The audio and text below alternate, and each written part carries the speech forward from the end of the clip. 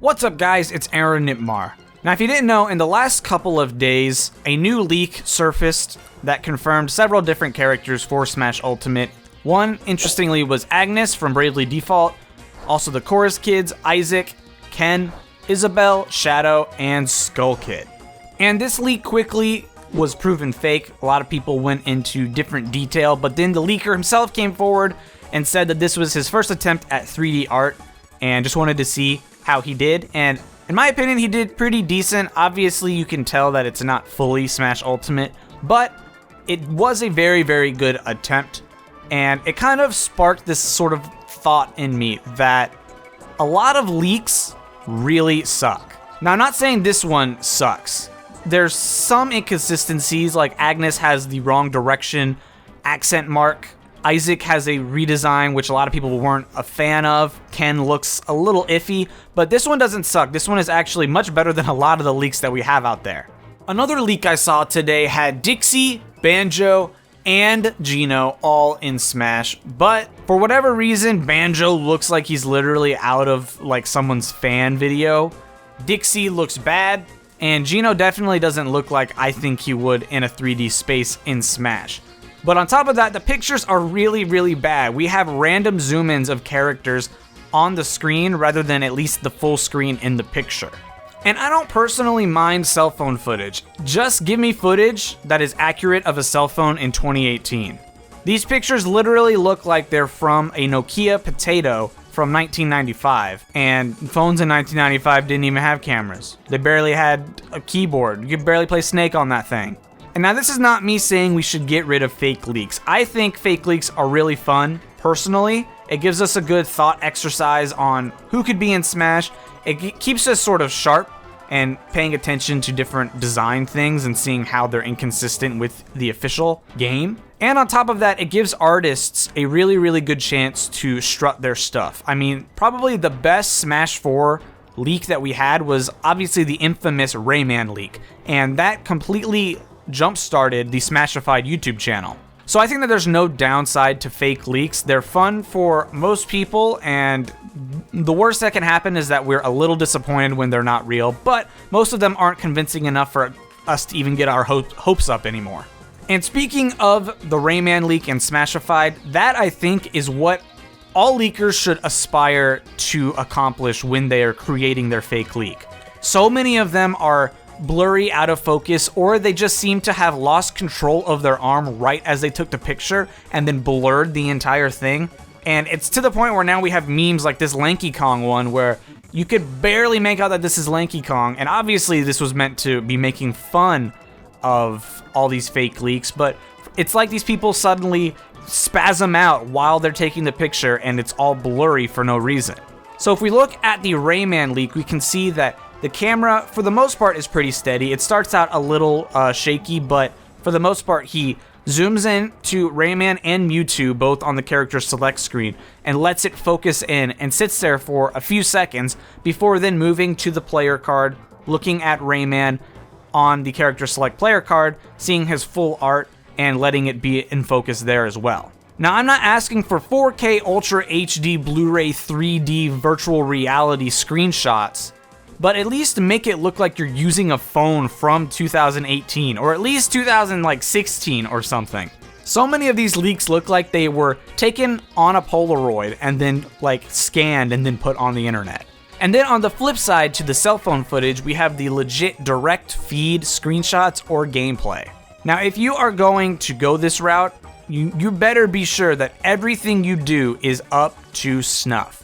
For example, let's take a look at this Lucina supposed leak that was revealed back during the Smash 4 days. They tried to make it look like this was a direct screenshot and something that was going to be posted to the Miiverse blog, which was how they did updates back during the Smash 4 days.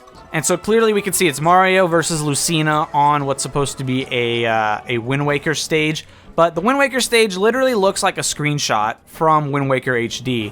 So number one, that's pretty suspect. Number two, Mario really doesn't look like he should in Super Smash Bros. 4, so it's clear that this is probably just a brawl mod. Number three, Lucina kind of feels out of place. She looks a little stiff versus how Mario looks. And of course now we know that both Mario and Lucina are literally just Brawl modded skins. Well, Lucina is a full moveset, but Mario is just a skin to make him look more like Smash 4. But then there's also the positioning of the characters that needs to be taken into account. These characters are so far apart from each other that the screenshot is mostly just blank space. If this were a real screenshot that was supposedly leaked, I think that the framing would be better as far as the image goes, and somehow we would see both Mario, Lucina, and the stage without there being just this giant empty space where half the image is literally just green grass texture. So I think we need to hit the middle of the road when it comes to these fake leaks, because like I said, I do enjoy fake leaks. I'm just trying to increase the legitimacy of these fake leaks. So don't give us direct feed because it's way too easy to scrutinize minor inconsistencies. And also, don't give us potato toaster footage either. Use a modern cell phone, give us some non-blurry, non-out-of-focused images, and then just let it go from there. That's the most that you can do, but don't literally lose control of your arm as you take the picture.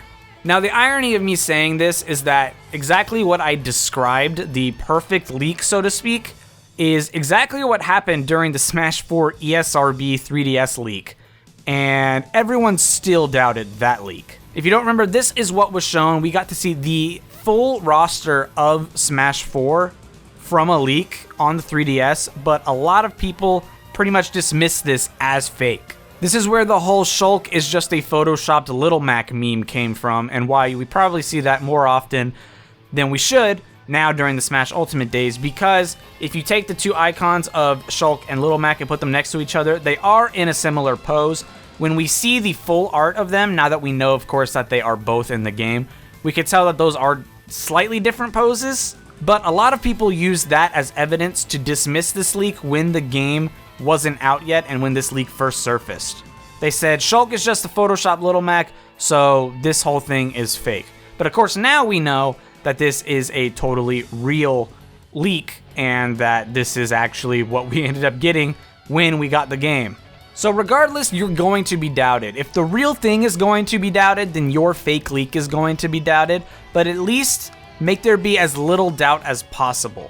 If you blur your image, you're immediately going to be discredited, because that's what happened with several of these leaks. If we look at Skull Kid, it looks just blurred, and people were still able to tell that it was just the trophy model.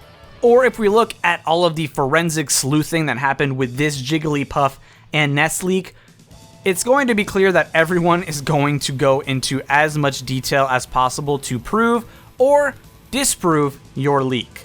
I mean, these are such minor things. You look at the Jigglypuff and Ness one, and it looks pretty legit at first, but then people go into all of this detail, and you start to put the pieces together that, oh, this was just a really good fake. So I don't know, this was just something that was on my mind. I've seen leak after leak come out, and in 2018 with Smash Ultimate, it seems like every few days we get a new supposed leak with images, and they always follow the same blurry cell phone picture or blurry cell phone video sort of rule, even though there's not even really a rule for leaks. It's always just kind of bothered me. I mean, if you're gonna make a leak, why not make it as convincing as possible? When you immediately blur it, it's just going to immediately have people disprove it. But just let me know what you think in the comments, I guess, of fake leaks. Personally, I have fun with them. I kind of take every leak with a grain of salt, even if it becomes true. So there's really no downside for me. I enjoy seeing different characters' arts and seeing if it's fake, how different artists make the art look similar to Smash 4, Smash Ultimate now. So I don't know, I enjoy fake leaks, and that's why I wanted to make this video, to try and increase the legitimacy of the fake leaks. But that, guys, is going to do it for this weird rant. Thank you for watching. If you enjoyed, be sure to hit the like button. If you're new, be sure to subscribe. I'm going to see you guys next time. Peace out. Have an awesome day.